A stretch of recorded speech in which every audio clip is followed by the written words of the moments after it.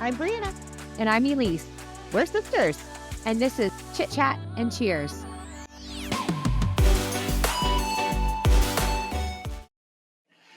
Welcome back, everybody. This is Chit-Chat and Cheers. Thanks for joining us again. I'm Brianna. And I'm Elise. Yeah. So thank you so much for coming back for another episode.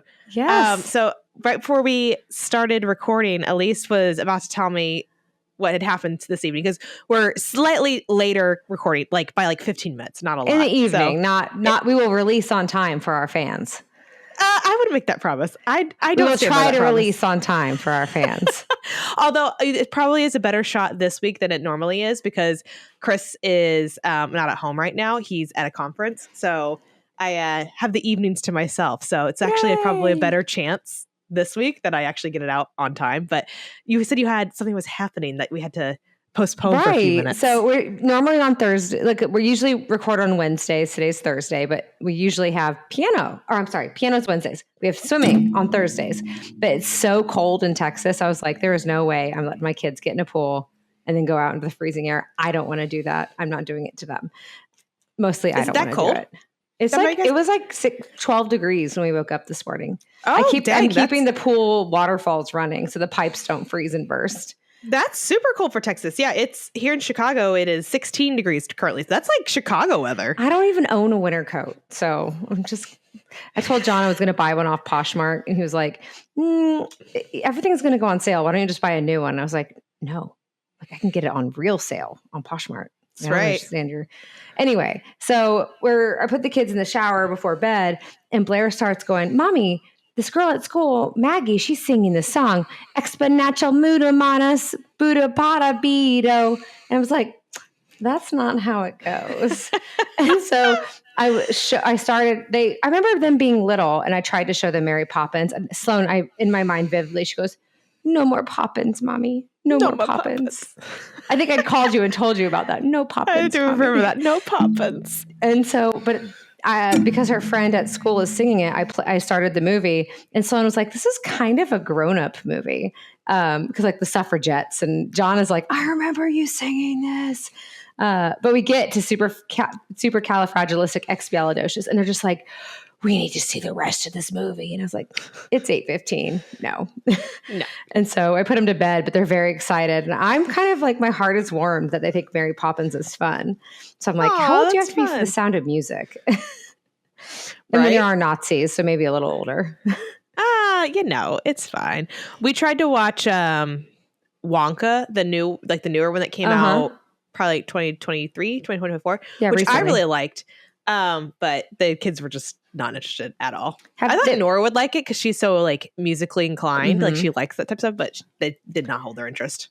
I feel like a lot of the stuff that we relate with nostalgia and the things that we liked, the kids just, when we were watching it, that was cutting edge, and that's what was coming out. And so now they just have to be a little bit older to appreciate it. I let the girls watch Jumanji, and they were just like, well, this is the original scary. One? Yeah, the original one. Nice. And I remember loving that movie. And but we also probably 10. Then they're 7, so it may have been just a little too early.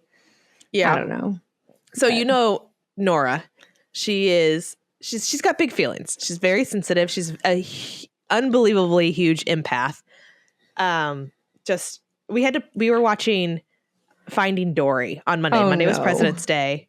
They were off school. We had a great morning. We went to a indoor play place. They loved it. In the afternoon, I'm like, okay, Mom needs some feet off the floor time. We're going to watch a movie. And so we put on Finding Dory. We had to turn it off because she was sobbing so much. She's because she understands the getting lost and separated from your parents and parents forgetting you and da-da-da-da. She was having an absolute fit meltdown that we had to physically turn it off. And so that's just an example of how emotionally sensitive she is. It's going to be a nightmare when she's in high school. I told you about when I tried to let the girls watch Land Before Time. That's what I was going to get. I walk into school on, she goes to aftercare for daycare because I work full time and Chris works full time. And so I pick her up by 5. But in aftercare, sometimes they put on a movie for the kids. And I walk in and the teacher has just put on Land Before Time. And it's the first, 5 to 10 minutes of it. The grandparents are still alive. Yeah. And so I walk in, I'm like, oh, Land Before Time. I'm like, yeah, this movie traumatized me as a kid, like joking, laughing. And she's like, yeah. She's like, I've never actually seen it before. I'm like, do not show this to small children if you have not seen it. I'm like, this is not a good movie to watch at school. You're going to get a lot of questions. You're going to get a lot of tears. And she's like, oh, okay, I'll turn it And a lot of angry mothers.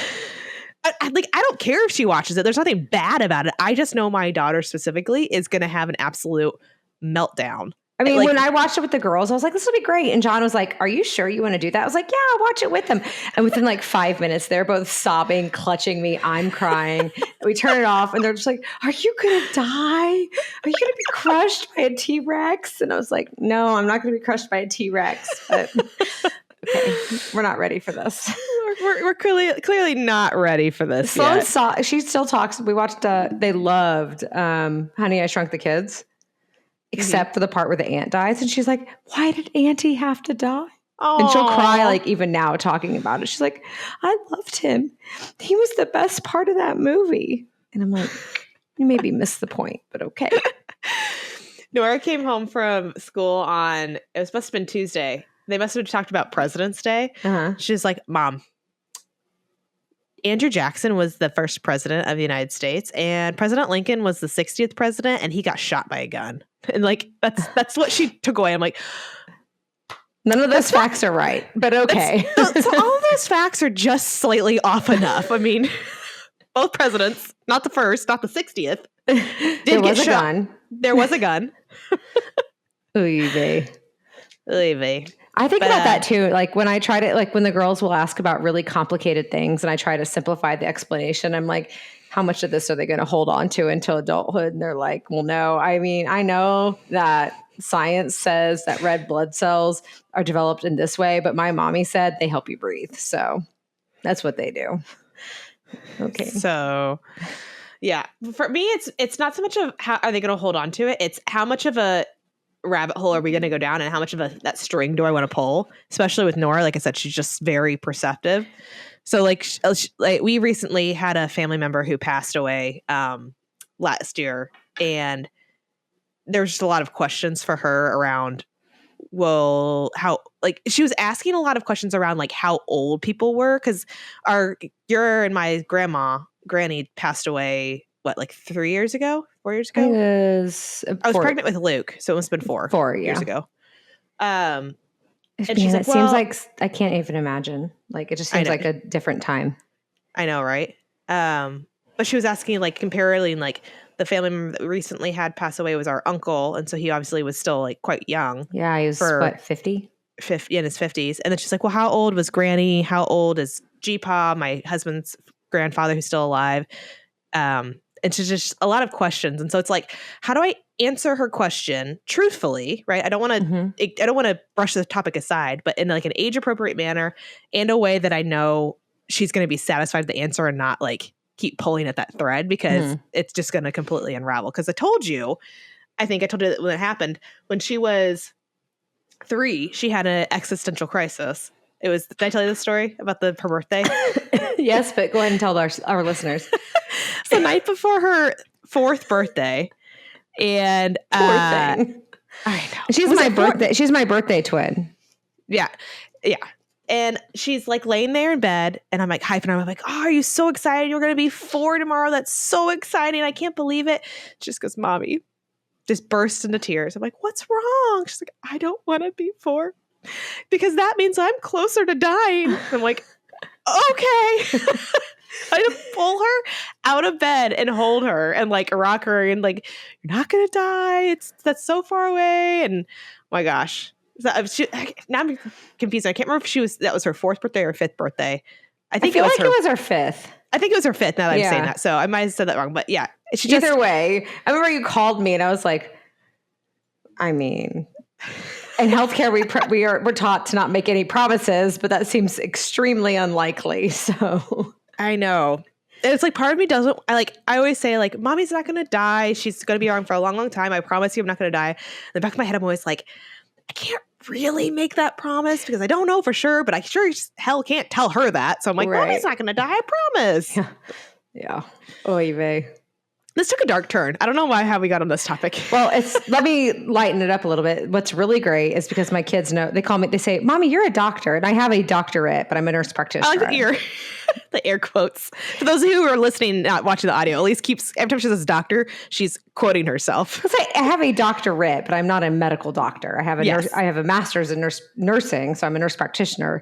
So, yes. But anyway, in my kids' minds, I'm a doctor. And so they'll ask me a question like when Uncle Eric was diagnosed with cancer, we had a whole conversation about cancer. And like, I haven't quite mastered like finding that fine-tuned place of like explaining it on an age-appropriate level so they don't ask too many questions. So I like give them way too much pathophysiology. And then they're like, then by the end of it, we're talking about like bone marrow transplants and like why people become neutropenic. And I'm just like, this is not helpful for you in any way.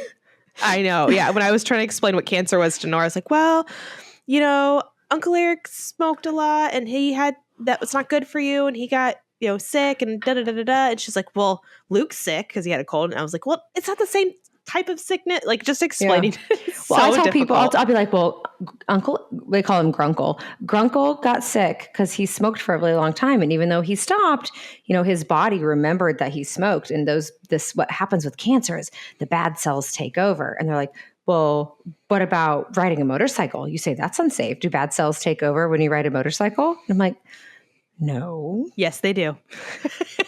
That's called your frontal lobe is definitely dominating. But it's just like so funny because like I get too technical sometimes with the pathophysiology of it, but they grasp enough of it to ask more questions that make me like, Jiminy Crickets, why didn't I just tell you that he had the flu? I'm just waiting for Nora to ask a question like, where do babies come from or something along those lines. Oh, yeah. My husband, Christopher, this is one of his mom's favorite stories. She's like, Christopher, close any small listeners, tune off now. Yeah. This is the not age appropriate podcast for anyone under the age of 16. Yes. So you've been warned.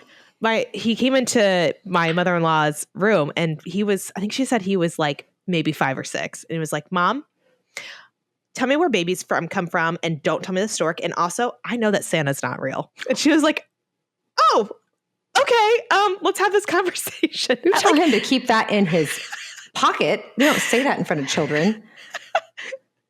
Because he was like 5 or 6, goes into his mom's room, demands to know where babies come from. Don't tell me it's the stork. And I know Santa's not real. So cut the crap. You've seen, I know you saw before I did the red one. Mm-hmm. It reminds me of that scene, the opening scene where the kid's like, how much you going to give me? And then he opens the closet and all the gifts are in there. And the dad's like, these are gifts. These aren't Santa's gifts. I actually really liked Red One. I thought that was really cute. The Rock is on my hall pass list, so it's fine. I loved it too. He's number 1, isn't he? Number 2. Tom Hanks is number 1. Tom Hanks. He is American. He's just, who doesn't love him? I don't know. I don't want to do him. I just want to be with him. But he's old. I don't care. Old. He rich and he going to take me to do nice things and he going to show me a fun time. And we're going to jump on all the giant pianos and then we're going to see mermaids and we're going to have a giant dog named Hooch. It's going to be great. So great. So great. I told you that when we lived in DC, he and his wife of like 20 years, she's a speed bump. It's fine. They were doing like the tree lighting and I was like kind of like trying to maneuver to the front and John finally grabbed me. He goes, honey, his wife's here and you're never getting to the front in this crowd. And I was like, oh no. But I breathed the same like relative park air as that man. So nice. Is that your closest brush with a celebrity? I met the governor of Indiana once after he was retired. That's not a celebrity. Yeah. But speaking of that, I saw the news the other day that Indiana has approved or like submitted a bill to annex a couple of counties from Illinois. Can you do that? Apparently. I don't know. So like part of Illinois is now part of Indiana. So I guess a few counties in Illinois voted to not succeed. Secede. What is it? Secede. They succeeded in seceding from Illinois, and Indiana passed a bill or submitted a bill. I don't remember what state it was in, like what stage of lawmaking it was in, but that was like, yeah, we'll take you. So instead of having a nice clean line, we might have a little whoop. Everybody gets a pimple now and then. It's fine. It's fine.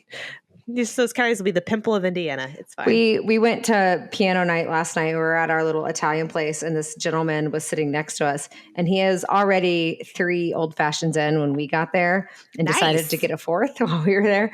And nice. We were talking to him. He's like, Indiana, I think I've been there before. And he's like, starts rattling off like oddly weird things about Indiana that are also true. Like everybody has a fire pit.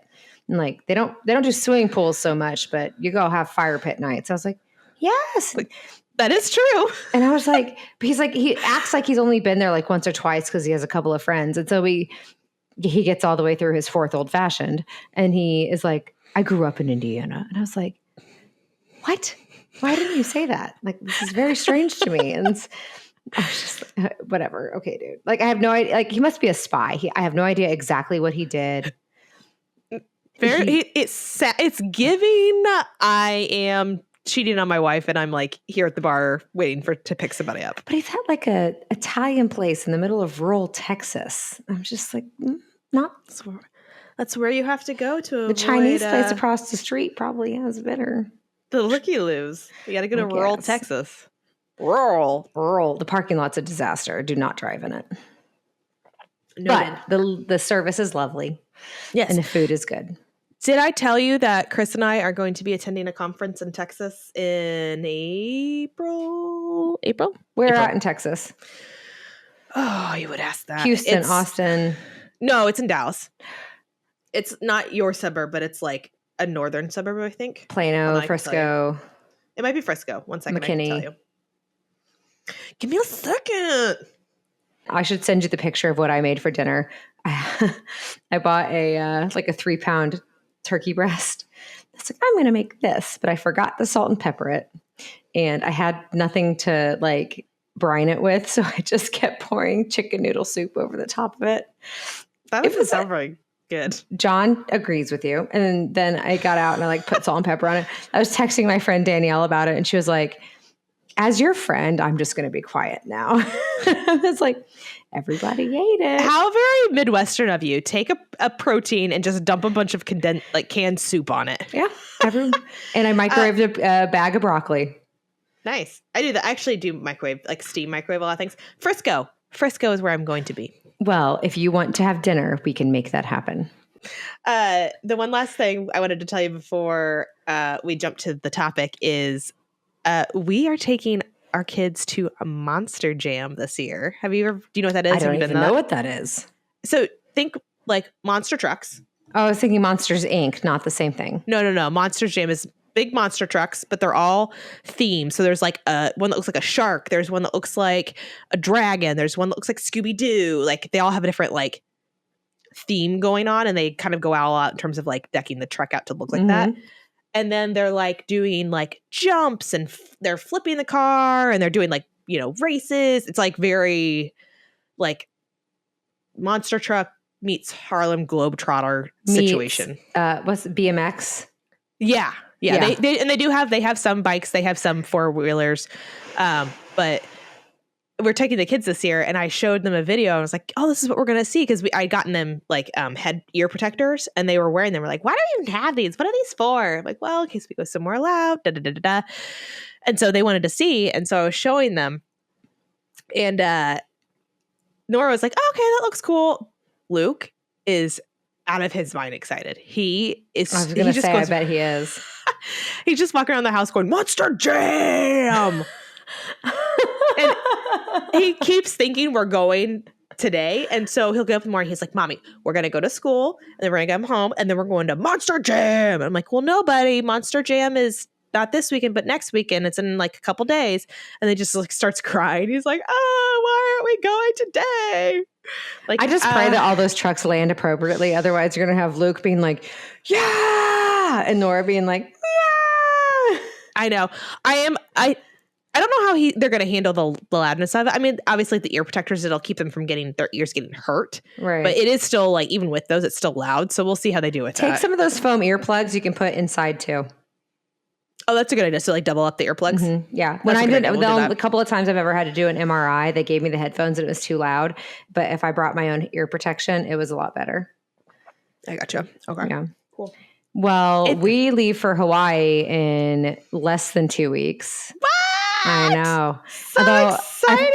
I booked 2 hotels, and one of them is like on the beach, or it says beach view, so maybe not on the beach, but pretty close. And it's a bungalow. It's 2 bedrooms, a bathroom, has like a little kitchenette.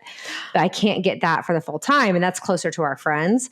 And the other one is like this like high rise, like fancy pools. So I think it'll be fun both ways, right? But right now we're doing 5 days at the high rise and 2 days at the bungalow. So I'm calling every day to see if we can like make it a little more even. Yeah. And also the fact that the bungalow is $125 cheaper a night is really? Yeah. Well, they're both military. The beach is cheaper? Because it's military. The other one is like it was started as military, but other people can get it. Bungalow is the military?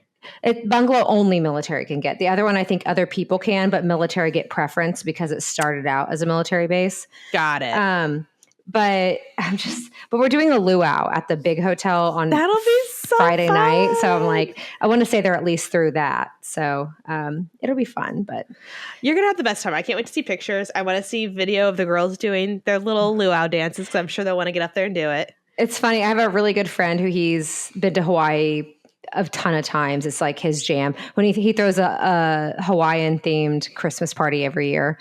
And I told him, I was like, oh, we're going to Hawaii. He's like, oh, I'm so excited for you. Where are you going? He's like, we're going to Oahu. He says, Elise, that's not the best island. You're going to love it. It's going to be fabulous. But then you're going to visit other islands and realize it's all for tourists there. It's like, Peter, we're going to stay with friends. Like, we are a tourist. Yeah, that's why we're here. That's funny. And my girlfriend, Brandy, that we're visiting, she's like, if you can swing it, you should do a doorless helicopter ride. And I was like, that sounds terrifying. Girl, I have my 7-year-old kids with me. I'm not doing that. Oh my gosh. But she's going to take pictures of us on the beach as a family. So that'll be fun. Oh, that'll be nice. Christmas card. Yeah. I bought us all matching Easter dresses. So we're just going to wear those. They're white. Nice. So yeah, they're perfect. You've never been to Hawaii, right? Mm-mm. I don't think John has either. But our friends that we're going to visit, Kate and Max, they've lived there a couple of times. And then she's just like, she's wonderful. They're renting like a glass bottom boat. We're going to go snorkeling.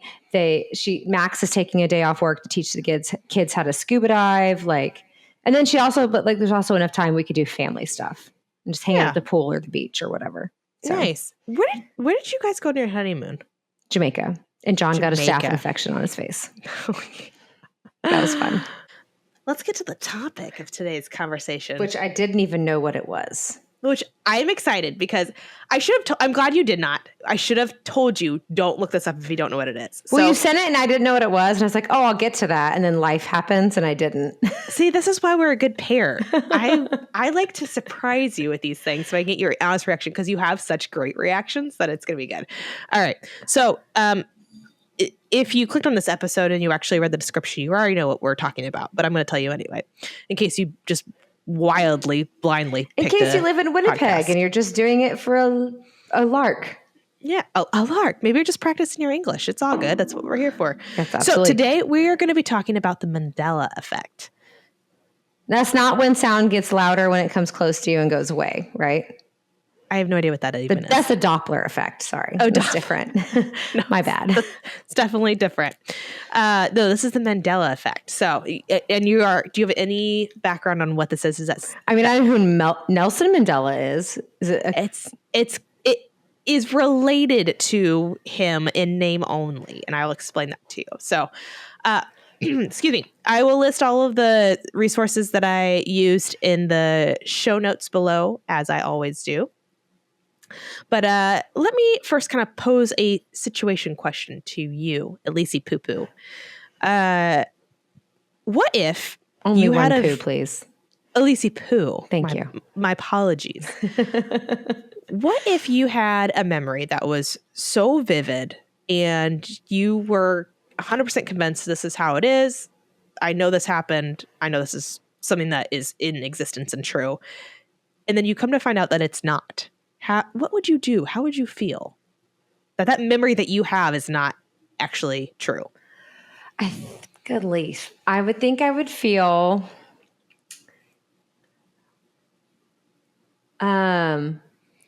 Uncertain of myself, like a little bit afraid, and also a little angry. Like, why? No, this is how it happened.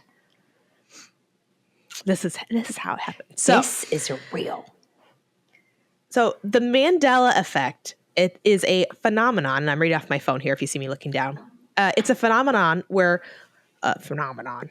Sorry, that's an. So I do know what that is. Veronica and I, we always say that to each other.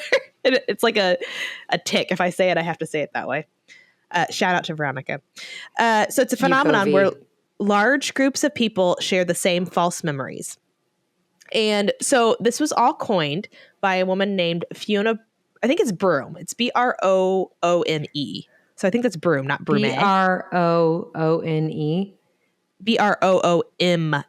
Broone. Broome. Broome. Yeah. So it was coined by Fiona Broome. And she was someone who was, for whatever reason, convinced that Nelson Mandela died in prison. Nelson Mandela, like the civil rights activist from South Africa. She was like, I know who that is. Yeah, he died in prison. Well, obviously she, at some point looked into it, researched, and she's like, oh, no, he wasn't killed in prison. He actually was released in, look at my notes. He was released from prison in the 1980s. And then he went on to even become president.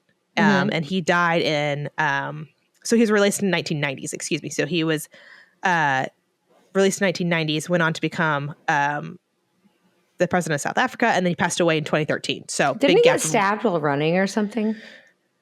I'm not sure. Oh, maybe that's a movie I saw. I don't know. I'm not sure. So she was convinced that he had died in prison. She's like, I have vivid memories of this. I remember seeing it on news. I remember the news broadcast talking about it, but whatever, maybe not. Well, at some point she was online and she was, talking on whatever forum that she was on in the chat and happened to mention this. And come to find out, there were a lot of people that were like, wait, he didn't die. I have vivid memories of him dying. And some people go as far to say, I remember watching his funeral on TV. I remember that there were riots when he died. Like they have this like very clear constructed memory of Nelson Mandela's death, his funeral, etc. And so she started to sort of like look into this and coined the term Mandela Effect, which Nelson Mandela, that's what the Mandela Effect comes from. But it's this phenomenon where large groups of people have a shared false memory. It makes me think of a little bit about what we were talking about earlier about how when we say things to the kids, what are they going to take and remember? I mean, it's not a large group of people, but like it's interesting how we think about things in the future. Yeah, exactly. And so I have a list of sort of examples, and I'm curious to see which of these where you fall in this spectrum. There were some that I definitely... This is a judgment-free podcast, regardless of where you fall on the spectrum of politics, religion, or anything else. We are a all-encompassing, loving environment. Exactly. So let's see. So this led Broome to create a website, which I think I looked for her website. I didn't find it, so I think it's since been taken down because this was obviously back in the early 2000s, the early aughts, as they call it, where people could share and discuss their own mismatched memories. And the Mandela Effect quickly gained traction with thousands of users contributing similar experiences. And it actually was a sort of the subject of a movie, The Mandela Effect, in 2019. I don't know if you saw that movie. I hadn't seen it. And I was looking at the premise of it. I was like, actually, looks pretty interesting. I have to go back and watch it. So why does this happen? So Broome falls on more of like the woo-woo side of explanation. Time out. Does she have any sort of like credentials to be like, is she a psychologist? Is she? So not really. She's yes and no. She's a paranormal researcher is how she qualifies herself or like calls herself. So yes and no, but she lands on the very like woo-woo side of it. So I've got that explanation, and then I've also got more of like the scientific explanation of what this is. But her sort of camp is that sort of like the multiverse and like different parallel universes. So I don't know how familiar you are with like what like the multiverse is. You might We're not talking about Marvel, right? I was gonna say you might be familiar with it from Marvel because I feel like they're the ones who've like most recently popularized it, and I have a very poor understanding of it myself. And I was looking at it a little bit, and it does actually go into quite a bit of like quantum physics and. Disclaimer: we are typically talking as sisters. We have absolutely zero reference or credibility on this subject. So yeah, 0.0. We're just talking out of our ass. I just want to make sure we don't get sued. No, I Googled. This is how I found this information. So I don't fully probably grasp the actual like scientific research of parallel universes because I know there are. But she's done a fair amount of research. Miss Broom is at least relatively qualified in a non-scientific sense to speak on what she's speaking. We're going to go with yes.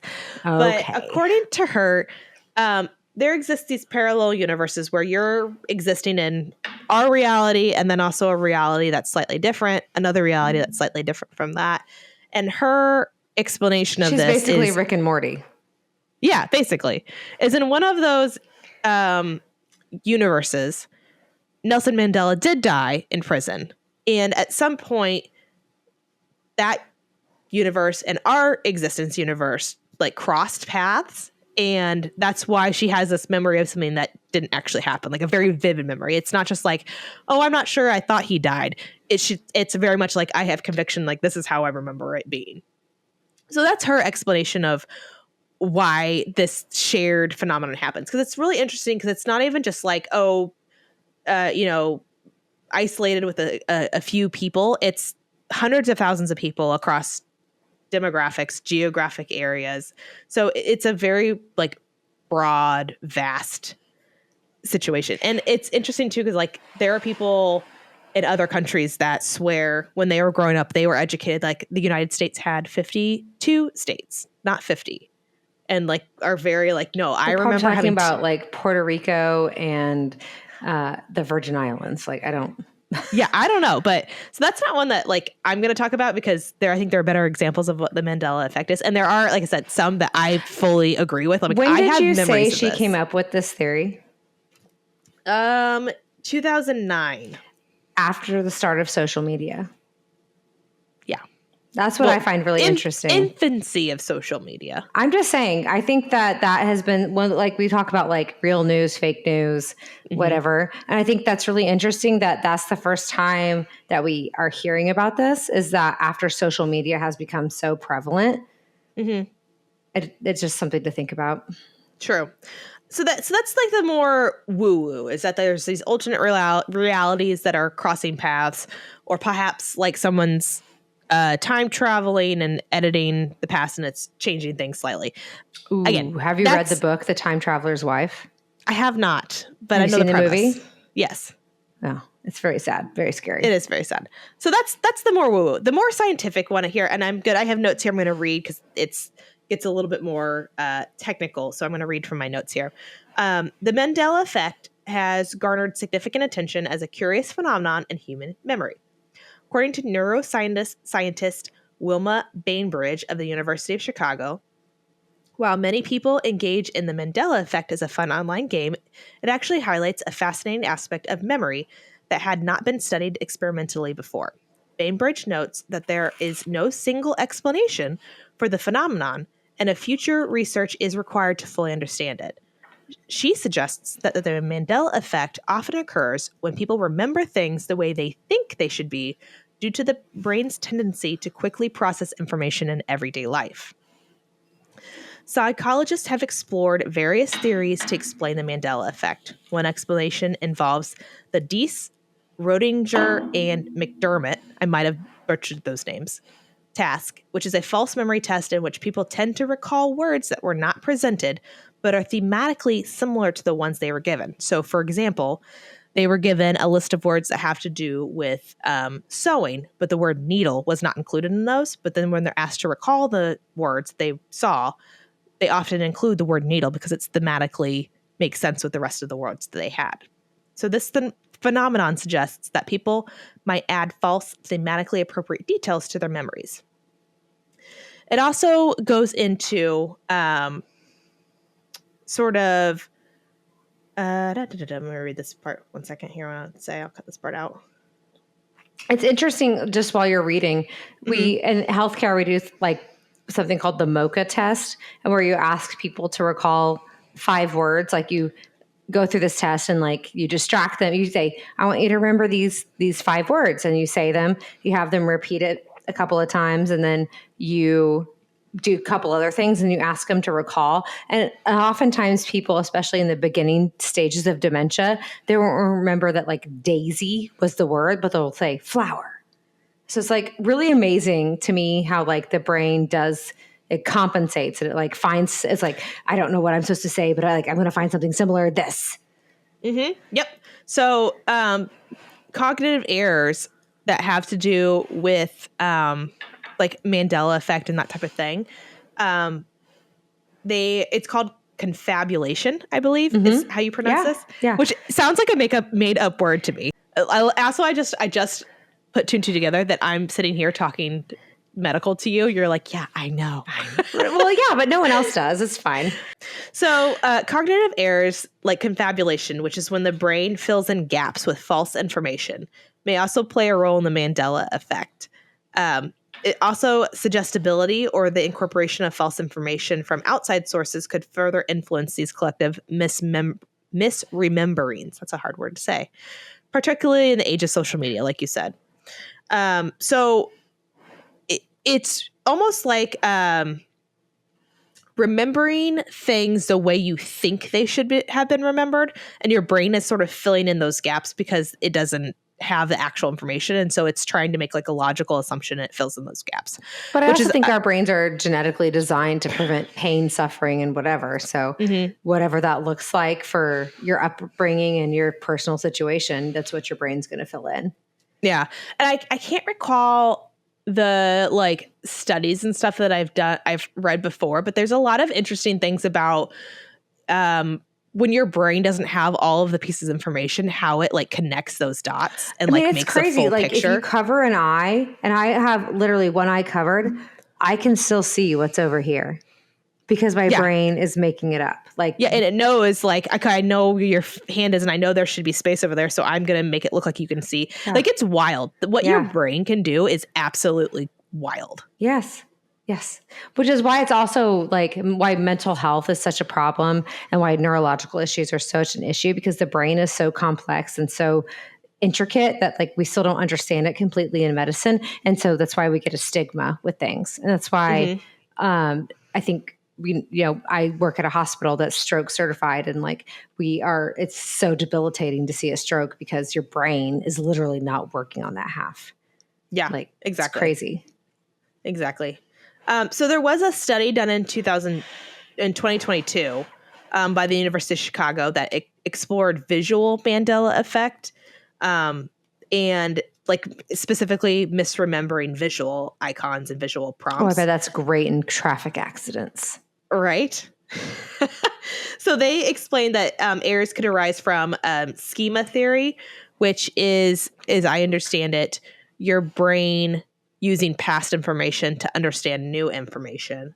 And it helps us misremember details based on our expectations. So again, you remember things as you think they should be remembered, not as they actually are remembered. So that's the more scientific explanation of what the Mandela Effect is. But like I said, there's not a full...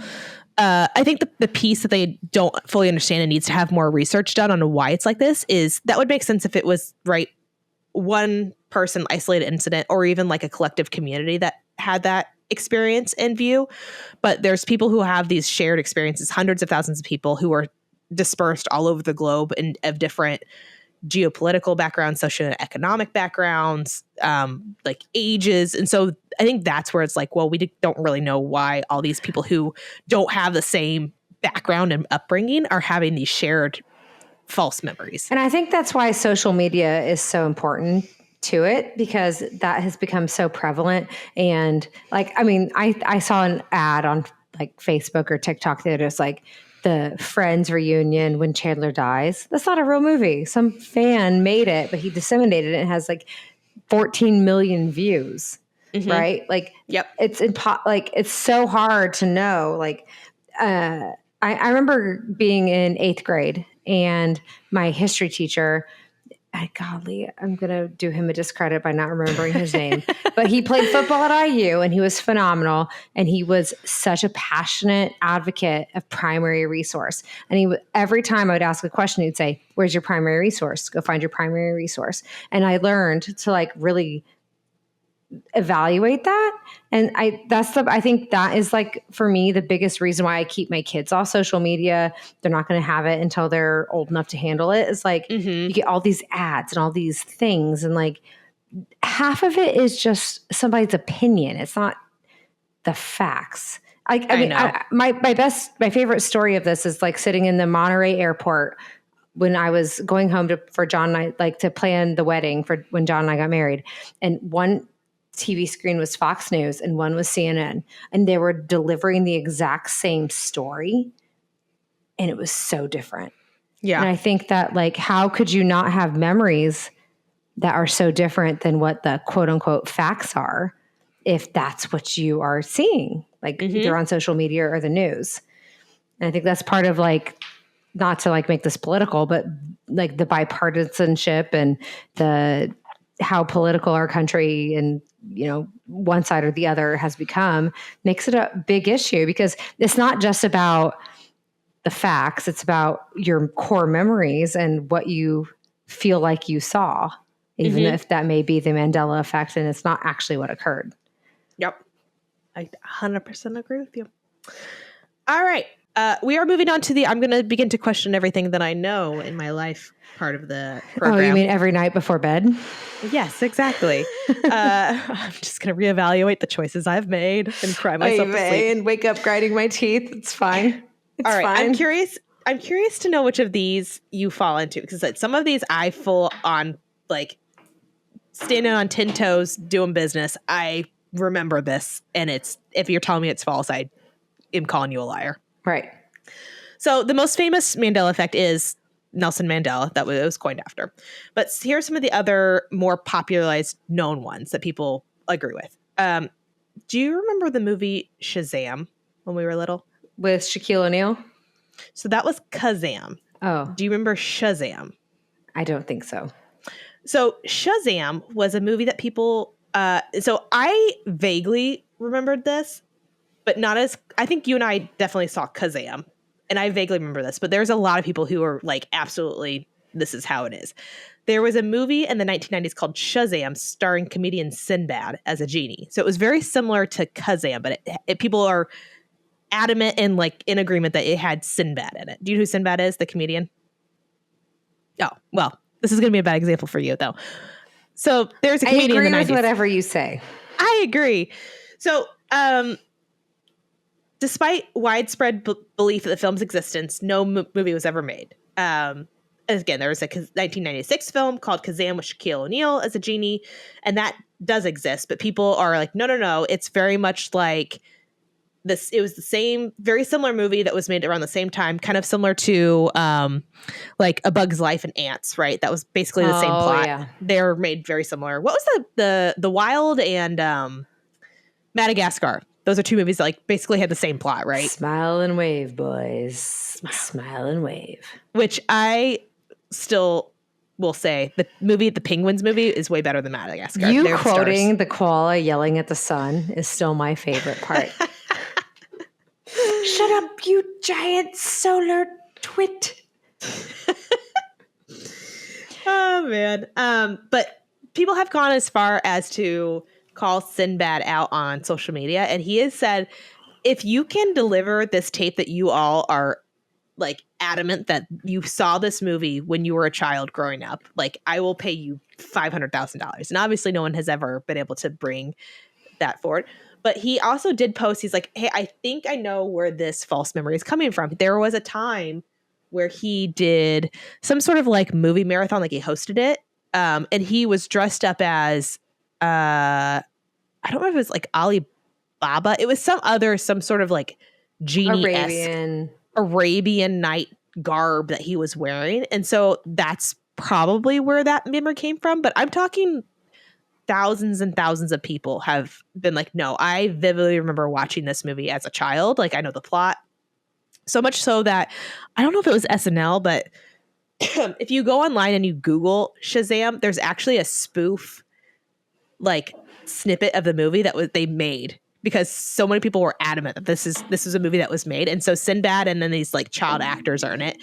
And if you look in the background, because I just recently watched it after doing all this research, there's all these like Easter eggs of other Mandela Effect things in the background, which I was laughing, pointing out and watching. So you'll have to go out and watch that after this. So that's one of the more famous ones. But I have to say, by the way, Brianna is a cinephile, and I'll be like, hey, what's that movie we watched that one time with those like glowing things and that kid floating around? She's like, oh, that was the original Big Friendly Giant. And I'm like, what's the one with the kid on the bed and he flew through the town? She's like, oh, that's like Nemo, the original, not like the one with the fish. And I was like, you're the best.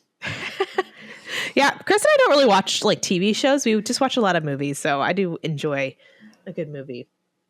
Okay, so here's a rapid fire of some Mandela effects. Let's see how many of these you fall into. So, Mickey Mouse, is he wearing suspenders or not? No. Correct, no. What's the famous line from The Wizard of Oz when the Wicked Witch is sending out her flying monkeys? Fly. I don't. So most people think it is fly, my pretties, fly. That's what I was thinking, but I was like, that doesn't sound right. The pretties. Yeah, she never said that. Oh. The actual quote is fly, fly, fly. Yeah. Although in my head I was thinking pretties, but I knew it wasn't right because like we're doing this quiz. I would have gone back to that bubble and erased it and probably filled in the second answer. So, Looney Tunes, the animation. Yeah. Uh-huh. So, you know how at the beginning of each little mini episode, they have like the circle like thing and they have Looney Tunes. How is Looney Tunes written? In cursive. Oh, no. Like spell it like the letters. Like how is it spelled out? LONYTUNES. Oh, yeah. You got that one right. See, I was like, no, it's TOONS. I have like memories of it being TOONS. I've also been doing a lot of spelling homework with my children, so I don't know if that's a fair question. That's fair. All right. What about the Berenstain Bears?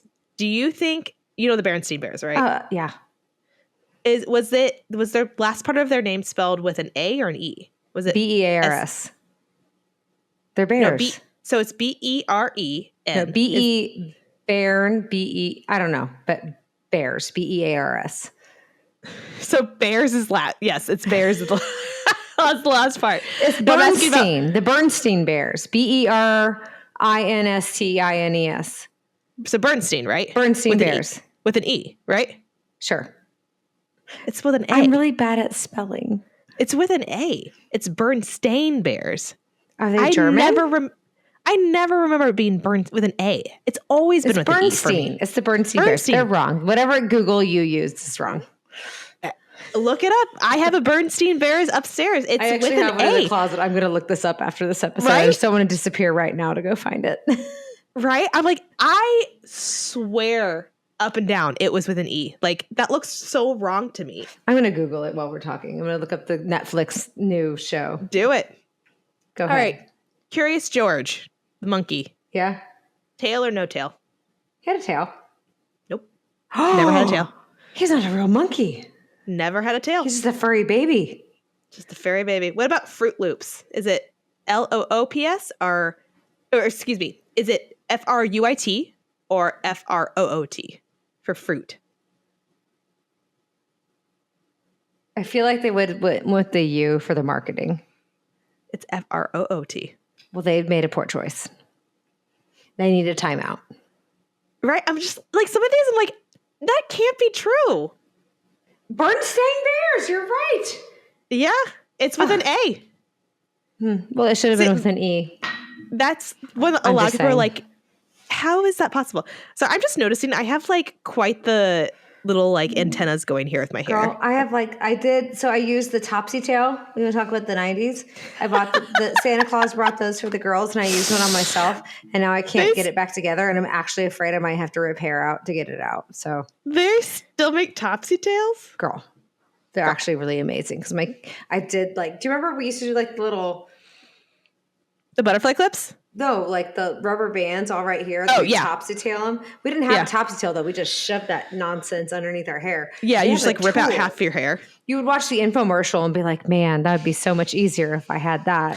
And Mom, Dad, and Aunt Melissa would be like, you don't need that. Do you remember those? I don't remember what they were called now, but they were, think of a slap brace, right? That's like it snaps and then kind of bun. Yes. Mm-hmm. Do you remember that? Oh, I remember. You do crazy bun styles. Mm-hmm. Infomercials are not the same today, kids. I'm just saying. They did not. They could sell you anything in the 90s. I know. All right. Back on topic. The Monopoly Man. Okay? Yeah. Monopoly. Has a mustache. He does have a monocle. Yes. No. Never did. Never will. He's never had a monocle. I'm Googling all this while you tell me this. Do it, because that's what I did. So, Star Wars. You're a Star Wars girly. We've learned that in a past episode. C-3PO. Uh-huh. Right? Yeah. He had a silver leg. No monocle. He needs a monocle. I feel like that would really complete his look. He does. The research that I've been doing said most people, going with more the scientific way of your brain is remembering things the way it thinks it should be remembered, is one, it's not topical, but era appropriate. And then two, people mix up him and Mr. Peanut. Mr. Peanut has a monocle. And so their brain jumps to snacks in a game. What's not to love? That's right. Did you know that C-3PO has a silver leg? Yes. So you didn't. I didn't know that. Not in all the movies, but in some of them, because he has to have parts put together. I didn't know that. And I was like, no, he doesn't. He's gold. I went back and I'm like, son of a bitch. He has a silver leg in half this movie. I never knew that. I never got put back together. So these next three are quotes again. What is the most famous line from Star Wars? For the original three Star Wars. The original three? Yeah, Darth Vader said it. Luke, I am your father. Yep. So Luke, I am your father, right? I have to come up with three of them? No, just that one. Yeah. That's the most famous line, right? Right. He never said that.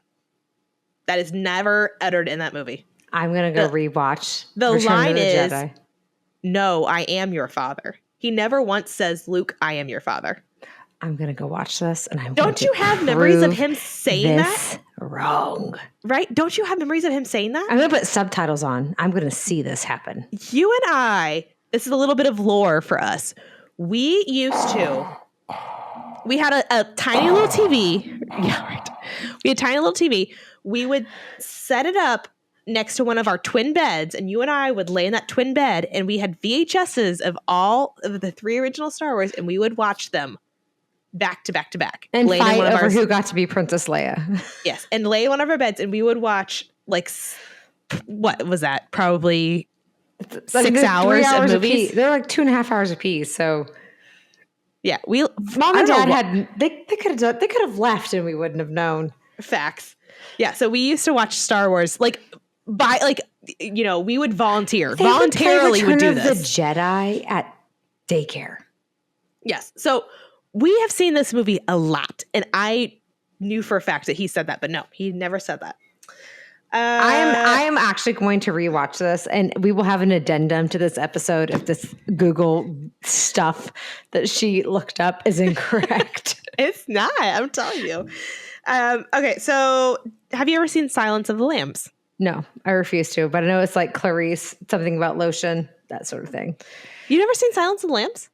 I don't do scary. My real life is scary and intense enough. I don't need to do scary movies. I don't like scary movies at all. Horror movies, jumpy scary movies, I do not like to watch. I did enjoy this. It's way more suspenseful than it is scary. I don't even like the butterfly effect. I find that too. No. That's fair. No, okay, fair enough. I don't want to do it. But I will listen to your quote. The quote is, and you know this, hello, Clarice. Like that's like the famous quote. Again, never said it.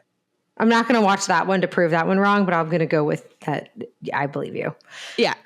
And I think, if I remember correctly, the way that one got misremembered is in, I think it was Dumb and Dumber. There's a scene, I think it's Dumb and Dumber, where Jim Carrey puts like meat slices on his face and then he says that line like, hello, Clarice. So I think that's probably where it comes from. That's and I might fair. be misquoting. So don't quote me on that one if that's not the movie. But I think that's where like that like misremembering comes from. But yeah, actual Hannibal Lecter saying that, he never said it. And then this last one's going to make you mad. I can already tell you that. Well, my Botox is wearing off, so I have facial expression to prove that I am angry. What is the most famous line from Snow White that the evil queen says? Mirror, mirror on the wall, who's the fairest of them all? She never says mirror, mirror on the wall. Okay, now I have to watch Snow White again, too. Right? The line she says is magic mirror on the wall. Well, I don't know, but I will just tell you now that what's the one that came out recently? The one with the star. Wish ruined Snow White for me anyway, so it's a moot point. And so this last one is the one that I most vehemently have memories of. So Fruit of the Loom, the brand. Uh-huh.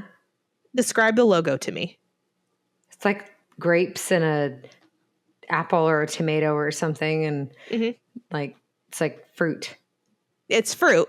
Is there any, like what's behind the fruit though? Is there anything behind it in your memory? No. So in my memory, I have vivid memories of a cornucopia being behind the stack of fruit. Oh yeah, now that you say that, yeah, I see that. The fruit's falling out of the cornucopia. Yeah. Right? Nope. Right. Never. There's never been a cornucopia in that logo. All I know is Fruit of the Loom done me wrong with their size 8s, so I'm mad at them anyway because Sloan won't wear them, and I had to give all those to Blair and buy a higher size for Sloan, even though the size 8s fit perfectly. So anyway. That's funny. But yeah, I would tell you left, right, and center. This is how I vividly remember the logo. Like I remember having, was it Michael Jordan who did the commercials with the Fruit of the Loom? I don't remember. Like I would have bet money that Fruit of the Loom had a cornucopia in the logo, and it does not. You're right. And it has never. It's a lettuce, an apple, some grapes. A lettuce. I don't think it's a lettuce, is it? Here we go. Here. I think that's just supposed to be the leaves. Vintage Fruit of the Loom. But I see why you thought it was a cornucopia, because the vintage one had brown leaves. No. The one that I am envisioning, I don't know if you can see it. So the one this one. Yeah. Is the actual one. This is the one that I remember. And that's not the real one? No. A lot of people remember that one. This one here on the side with the cornucopia. A lot of people remember that, and that's what I remember. Nope. That's not the right logo. It's never been. But I also think that if you look at this one, it's because this is a vintage Fruit of the Loom. Like, see how brown it is? Mm-hmm. Yeah, maybe that's why. Maybe. I don't know. Have you read the Ramona Quimby books? I feel like everything she says, I'm like, that's childhood. That's why you think the way you do. It's amazing because the first one of those books was written in like 1956, and it's still so applicable for the way children think. Yeah. Absolutely. Like those are damage. Like masterpieces. Get in the car. We're late. That's all I have on the Mandela Effect. Isn't that interesting that there's these like shared false memories across the globe of like certain events or certain quotes or like these pictorial images? I think it's really the part that's the most interesting to me is that like the Fruit of the Loom thing brings it home that like that could be from like well before social media, right? Yeah. So it's something that's been going on for a long time, but it didn't come to fruition until like social media was just starting, and that's made it much more prevalent. So it's just so we should be psychologists. Pay us money. We'll solve your problems. Please no. I've got enough problems. Just donate to our podcast. I don't need other people's problems. But no, I just think that type of stuff is so interesting. And I don't know that I really get on board with like the woo-woo aspect of it, of like altered realities. But I think it's more interesting from the way of like the way your brain works. And just, I always say, like, what is it like you only like access like 30% of your brain or whatever?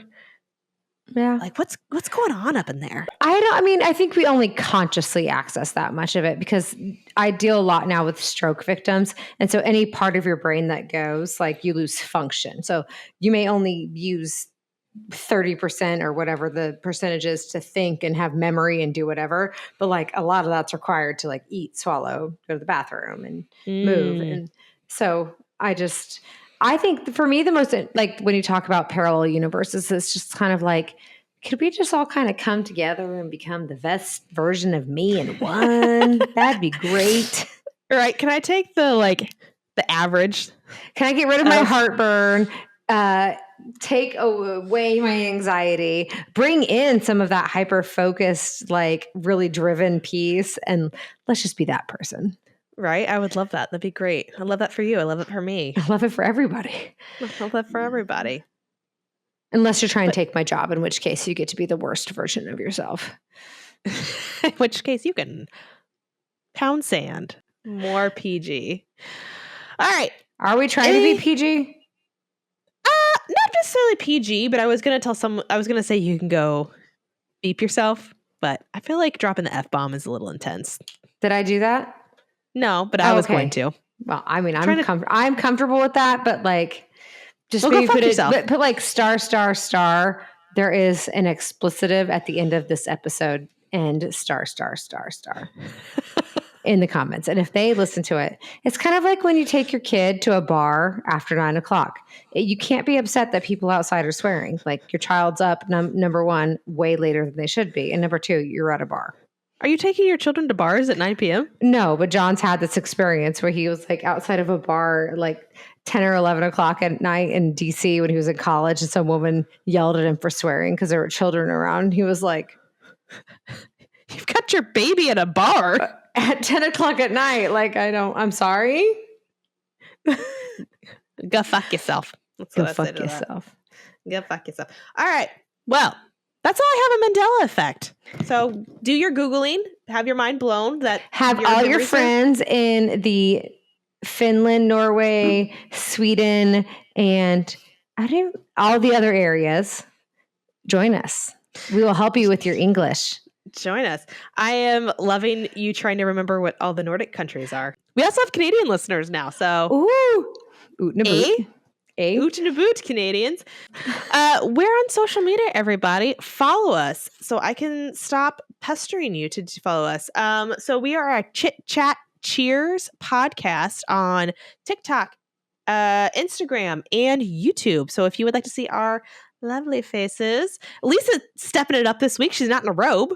She's in a fuzzy I'm literally in my pajamas, but I told John I couldn't wear a robe again. So if you want to like, you look really nice today, babe. Are you going to wear that sweater for your podcast? And I was like, no, we filmed too late. I thought you were going to make, not that you don't look lovely. I thought he was saying that about your curtain. I'm like, you got pretty low bar there, John. No.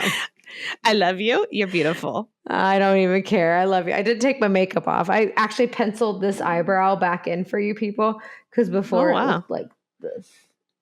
Well, don't drag it all on your face.